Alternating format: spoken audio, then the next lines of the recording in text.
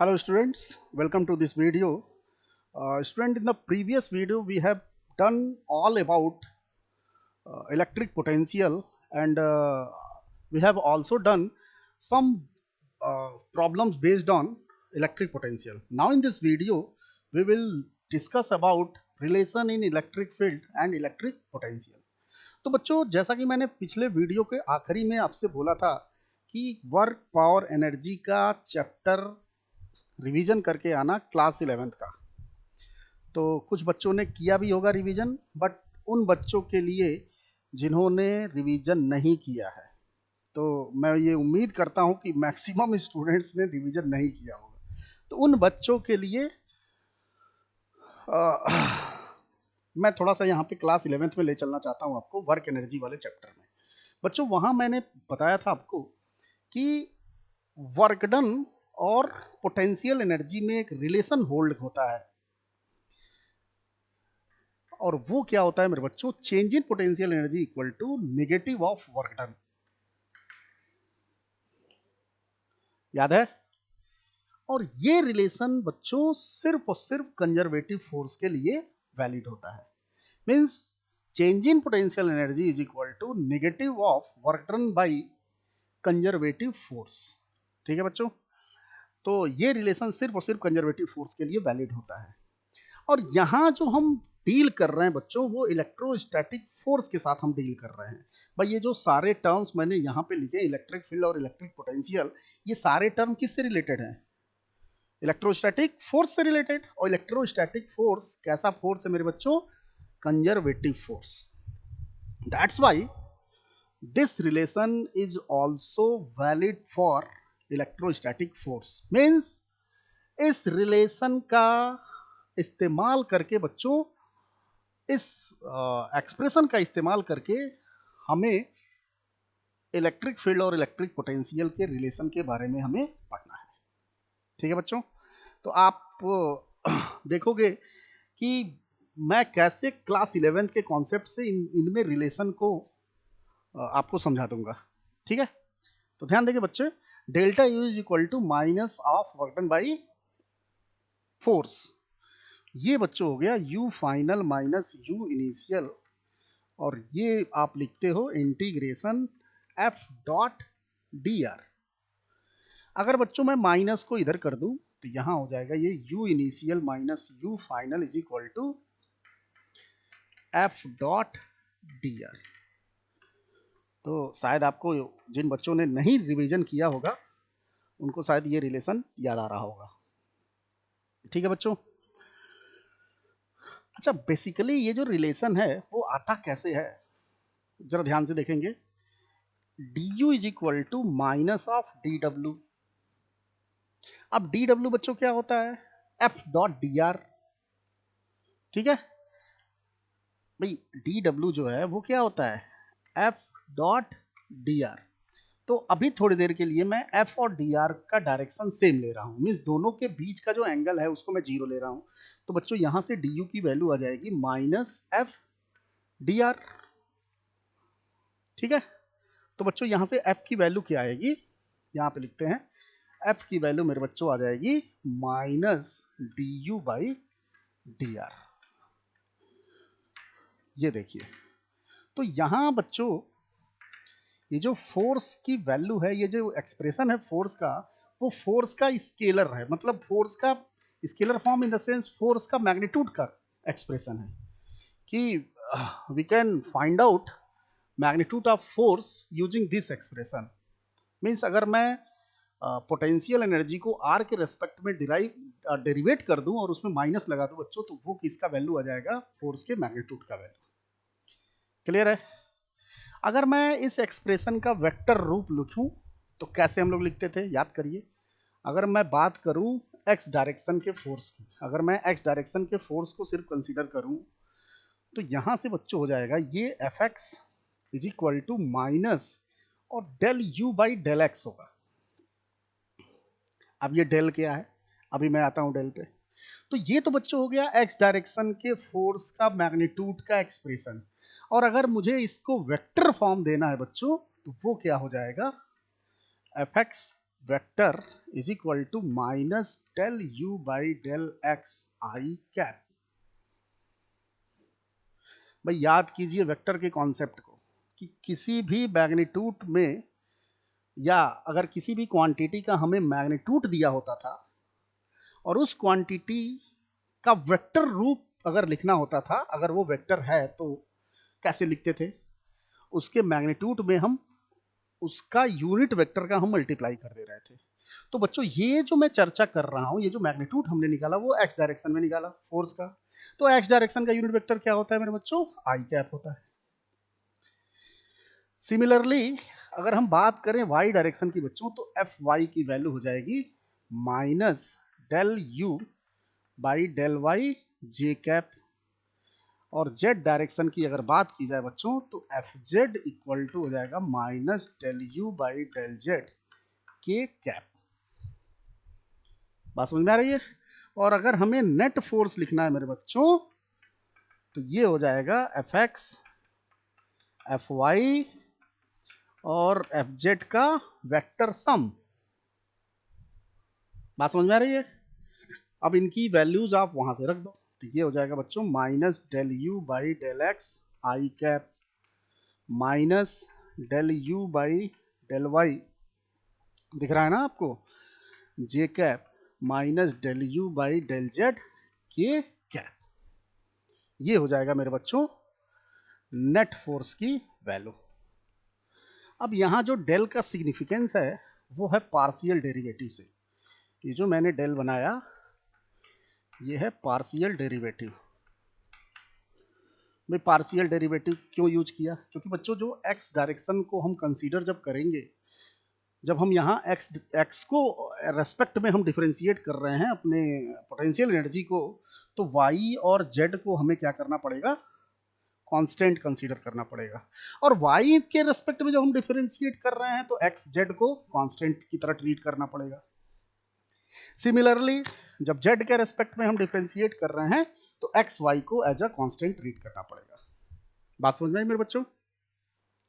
तो I hope that आपको ये रिलेशन याद आ गया होगा। तो ये तो था बच्चों क्लास 11th का रिवीजन। तो आप यहां पे हेडिंग डाल लेंगे रिवीजन ऑफ क्लास 11th। ठीक है? अब इस रिलेशन की मदद से आप ध्यान दीजिएगा मैं कैसे इलेक्ट्रिक फील्ड और इलेक्ट्रिक पोटेंशियल में रिलेशन को फाइंड आउट कर रहा हूं। ठीक है बच्चों, ध्यान दीजिए यहां पे। अगर मैं बात करूं U की, तो U है इलेक्ट्रोस्टैटिक पोटेंशियल एनर्जी। क्या है बच्चों? Electrostatic potential energy. और ये क्या है बच्चों? Electrostatic force. भाई ये सारा रिलेशन होल्ड करेगा इलेक्ट्रोस्टैटिक फोर्स के लिए, because electrostatic force is a conservative force. तो बच्चों अगर ये इलेक्ट्रोस्टैटिक पोटेंशियल एनर्जी है तो ये इलेक्ट्रोस्टैटिक फोर्स बनेगा। अब मैंने क्या किया, इस पूरे एक्सप्रेशन में लेफ्ट हैंड साइड और राइट हैंड साइड में क्या किया, Q से डिवाइड कर दिया। तो ये हो गया बच्चों Q, और ये भी Q, और यहां भी Q हो गया। बात समझ में आई बच्चों? अब यूनिट कूलम का जो एनर्जी होता है, यूनिट कूलम का जो पोटेंशियल एनर्जी होता है, वो बच्चों क्या कहलाता है, इलेक्ट्रिक पोटेंशियल। लास्ट वीडियो में डिस्कस किया था कि electric potential is the internal energy of unit coulomb charge. तो मेरे बच्चों ये क्या हो जाएगा, ये क्या हो जाएगा, पहले तो आप उसको नोट करिए ताकि मैं रफ कर दूं उसको।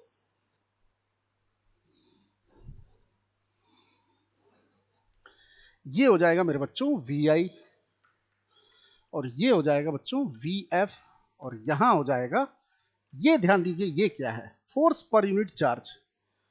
Force per unit charge is defined as the electric field. तो मेरे बच्चों ये हो गया E dot dr। This is the relation in electric potential and electric field. और बेसिकली बच्चों ये है क्या, potential difference between initial point and final point. Initial point और फाइनल पॉइंट के बीच का पोटेंशियल डिफरेंस है। ठीक है बच्चों? और ये इलेक्ट्रिक फील्ड है।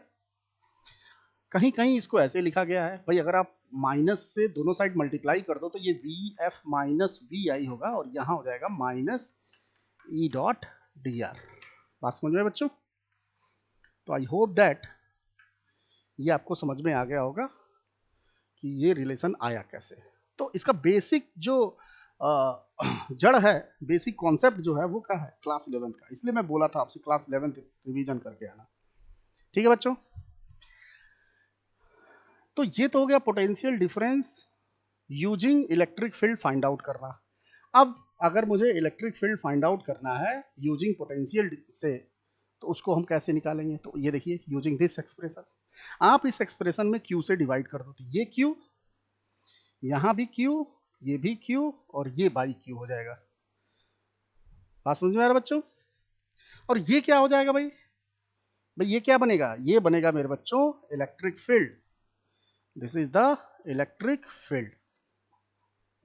और ये क्या बच्चों बनेगा, फिर से देखिए potential energy for unit charge, तो ये बनेगा बच्चों इलेक्ट्रिक पोटेंशियल, तो ये हो जाएगा del V by del x, ये हो जाएगा del V by del y, और ये हो जाएगा बच्चों del V by del z, ये डेल है। तो देखा आप लोगों ने अपने वर्क एनर्जी वाले कॉन्सेप्ट से कैसे मैंने रिलेशन फाइंड आउट कर दिया। तो दो रिलेशन होल्ड करता है बच्चों, एक तो ये और दूसरा ये एक्सप्रेशन आप पोटेंशियल एनर्जी का डिफरेंस निकालने के लिए यूज करोगे अगर आपको इलेक्ट्रिक फील्ड गिवन है तो, और ये रिलेशन आप यूज करोगे इलेक्ट्रिक फील्ड फाइंड आउट करने के लिए अगर आपको इलेक्ट्रिक पोटेंशियल के बारे में इंफॉर्मेशन गिवन है तो। बात समझ में मेरे बच्चों? तो पहले तो आप इसको नोट कर लो, इसको अभी रोके रहना, ये चीज आप रोके रहना यहां तक, इन सारे को नोट कर लो, ये फिर नीचे वाला, ठीक है, पॉज करके नोट कर लीजिए। चलिए अगर आपने नोट कर लिया है तो मैं इसको रफ करता हूं।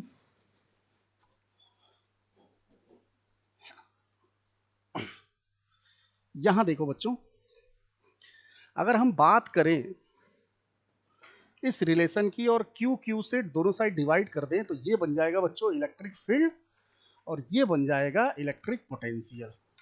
यहां देखिए बड़ा ही इंटरेस्टिंग रिजल्ट और बड़ा ही इंपॉर्टेंट रिजल्ट, और ये बहुत ही काम आने वाला है आपके। ठीक है बच्चों, तो E is equal to minus del B by del R, बल्कि डेल मत लिखिए डी लिखिए, ठीक है। अब इसका क्या सिग्निफिकेंस है इसको हम समझते हैं, इस एक्सप्रेशन का मतलब क्या है बच्चों। dB बाई डी आर का मतलब क्या हुआ, पहले तो मुझे ये बताइए आप। dB बाई डी आर का मतलब ये हुआ कि variation in V with respect to R, means distance के रेस्पेक्ट में पोटेंशियल कैसे चेंज हो रहा है, dV बाई डी आर उसको शो करेगा। ठीक है, अगर हम यहाँ पे डेल इस्तेमाल करें बच्चों तो इसको आप ऐसे भी लिख सकते हो, E is equal to minus del V by del R, ऐसे भी लिख सकते हैं हम लोग। ठीक है, अगर हमें एवरेज चेंजिंग निकालना हो तो। ठीक है, बहरहाल हम आते हैं इस पे, del V by del r का मतलब, sorry dV by D r का मतलब मैंने बता दिया। तो बच्चों आप सोचो अगर पोटेंशियल बढ़ रहा है R के बढ़ने से, मीन्स अगर R बढ़ रहा है तो दो पॉसिबिलिटी हो सकती है, हो सकता है कि वोल्टेज बढ़े और हो सकता है कि वोल्टेज घटे। तो बच्चों अगर डिस्टेंस के साथ वोल्टेज बढ़ रहा है तो dB बाई डी आर की वैल्यू आएगी पॉजिटिव, सब बच्चे जानते हैं, और dB बाई डी आर की वैल्यू इस केस में आएगी मेरे बच्चों नेगेटिव आएगी। भाई अगर चीजें बढ़ रही हैं तो क्या आएगा, उसका वेरिएशन क्या आएगा, पॉजिटिव आएगा, और घट रही है तो नेगेटिव आएगा, जाहिर सी बात है। बस में रहना। तो इसका मतलब ये हुआ बच्चों कि dB बाई डी आर यहां निगेटिव है, तो इस पूरे टर्म का मतलब ये हुआ कि डिस्टेंस के साथ पोटेंशियल क्या हो रहा है मेरे बच्चों, डिक्रीज कर रहा है, घट रहा है। ठीक है, तो पोटेंशियल जो है डिस्टेंस के साथ डिक्रीज कर रहा है, और वही डिक्रीमेंट की वैल्यू जो है बच्चों वो है E। इसका तात्पर्य ये हुआ मेरे बच्चों इलेक्ट्रिक फील्ड उधर होगा जिधर पोटेंशियल घटेगा, क्योंकि E is equal to minus dV by D r है, और minus dV by D r क्या शो करता है कि डिस्टेंस के साथ पोटेंशियल घट रहा है। तो बच्चों इलेक्ट्रिक फील्ड का डायरेक्शन आपको फाइंड आउट करना है, तो आप ये जरूर देखोगे कि पोटेंशियल किस डायरेक्शन में घट रहा है, और जिस डायरेक्शन में घटेगा उधर ही क्या होगा मेरे बच्चों, इलेक्ट्रिक फील्ड का डायरेक्शन होगा। फॉर एग्जाम्पल, अगर यहाँ पे इलेक्ट्रिक पोटेंशियल 2 वोल्ट है और इस पॉइंट पे मेरे बच्चों इलेक्ट्रिक पोटेंशियल जो है वो 7 वोल्ट है, तो सब बच्चे बताएंगे कि पोटेंशियल किधर घट रहा है। तो जाहिर सी बात है कि पोटेंशियल मेरे बच्चों इस साइड घट रहा है। तो अगर पोटेंशियल इस साइड घट रहा है तो जाहिर सी बात है कि इलेक्ट्रिक फील्ड का डायरेक्शन भी मेरे बच्चों इधर ही होगा, because electric field is equal to the negative of minus D V और negative of D V by D R. ठीक है बच्चों, तो आई होप दैट आपको ये समझ में आ गया होगा। क्लियर है? एक और एग्जांपल, सपोज 2 वोल्ट और यहाँ पे -4 वोल्ट है, तो आप मुझे बताओ किधर होगा इलेक्ट्रिक फील्ड। सबसे पहले तो हम ढूंढेंगे कि इलेक्ट्रिक पोटेंशियल किस डायरेक्शन में ड्रॉप कर रहा है, घट रहा है, डिक्रीज कर रहा है। तो जाहिर सी बात है इस डायरेक्शन में डिक्रीज कर रहा है, तो इलेक्ट्रिक फील्ड भी इसी डायरेक्शन में होगा। तो ये इलेक्ट्रिक फील्ड का डायरेक्शन हो गया बच्चों। बात समझ में आई? तो आई होप दैट आपको समझ में आ गया होगा। अब बच्चों ये जो मैंने -dV/dr लिखा, इसको हम एक टर्म के नाम से जानते हैं जिसको हम बोलते हैं ग्रेडियंट। बड़ा ही पॉपुलर टर्म है। dV/dr is known as gradient. ठीक है, और चूंकि वोल्टेज का पोटेंशियल का हम ग्रेडियंट ले रहे हैं, that's why it is called potential gradient. शायद आपने ये वर्ड सुना होगा ग्रेडियंट का। बच्चों आप फ्लूइड वाले चैप्टर में क्लास 11th में वेलोसिटी ग्रेडियंट पढ़े थे। तो वेलोसिटी ग्रेडियंट क्या होता है कि जब वेलोसिटी डिस्टेंस के साथ चेंज होती है उसे हम बोलते हैं वेलोसिटी ग्रेडियंट। और यहां मेरे बच्चों वोल्टेज चेंज हो रहा है, पोटेंशियल चेंज हो रहा है, किसके साथ? डिस्टेंस के साथ। That's why dV/dr is called gradient. ठीक है, इसका मतलब you can define electric field how electric field is defined as negative potential gradient. बात समझ में आई? Negative potential gradient is known as electric field. तो सब बच्चे ये कॉपी में लिखेंगे और यहाँ पे 4-5 स्टार बनाएंगे कि बड़ा ही इंपॉर्टेंट ये लाइन में लिखवाने जा रहा हूं कि negative potential gradient is known as electric field intensity. Electric field intensity या इलेक्ट्रिक फील्ड। बात समझ में आई मेरे बच्चों? तो आई होप दैट आपको ये रिलेशन समझ में आ गया होगा। और ये सारे जो मैं एक्सप्रेशन लिख रहा हूं ये आपको समझ में आ गया होगा। और इस एक्सप्रेशन से एक बड़ा ही इंपॉर्टेंट टर्म को हमने सीखा यहाँ पे, है ना? बड़ा ही इंटरेस्टिंग रिजल्ट कि negative potential gradient is known as electric field. बात समझ में मेरे बच्चों? अब जरा हम इसके ग्राफिकल मीनिंग की बात कर लेते हैं, ग्राफिकल सिग्निफिकेंस की बात कर लेते हैं। ठीक है, तो मैं इसको रफ करता हूं।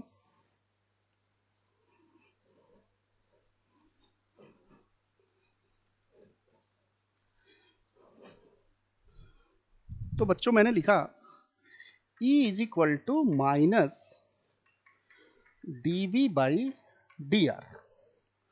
ठीक है, अब जरा dV/dr को एक अलग तरीके से हम समझते हैं। अभी मैंने बोला dV/dr means gradient of potential या change in V with respect to R।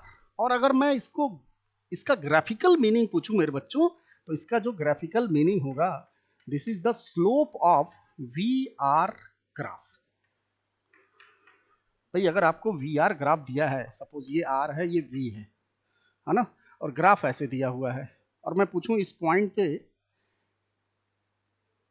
Slope क्या होगा बच्चों, मींस ये जो टेंजेंट है उसका स्लोप क्या होगा, तो आप कैसे कैलकुलेट करते हो स्लोप को? जाहिर सी बात है dV/dr से कैलकुलेट करते हो। इस तरह की चीजें आप कर चुके हो, है ना? ये हमारा ग्राफ है और इस पॉइंट पे हमने स्लोप कैलकुलेट किया। बात समझ में आई? तो इस रिलेशन का ग्राफिकल मीनिंग ये होगा मेरे बच्चों कि electric field defined as the negative slope of VR graph या negative of slope of VR graph is known as electric field. बात समझ में बच्चों? तो आई होप दैट आपको ग्राफिकल मीनिंग समझ में आ गया होगा। ठीक है, इसको एक और नजरिए से हम देखते हैं। अगर मैं बात करूं बच्चों यहाँ से dv की, तो ये हो जाएगा माइनस ई डी आर। ठीक है, और दोनों साइड इंटीग्रेट करूं तो ये हो गया delta v is equal to minus E d r. ये देखिए, तो ये एक रिलेशन आया कि change in potential energy, sorry, change in potential equal to minus E dot D r. ये हम कर चुके हैं। ई डॉट डी आर कर लो या ई डी आर कर लो, अगर थीटा की वैल्यू 0 है मीन्स ई और आर के बीच का एंगल मेरे बच्चों 0 है, तो ये E R simple E d are हो जाएगा। क्लियर है? अब ये जो टर्म है ई डी आर, ये इसका ग्राफिकल मीनिंग क्या होगा भाई? अगर मैं पूछूं मेरे बच्चों ई डी आर का ग्राफिकल मीनिंग क्या होगा, तो graphical meaning of integration of E d are is area under the E R graph. Area under the E R graph.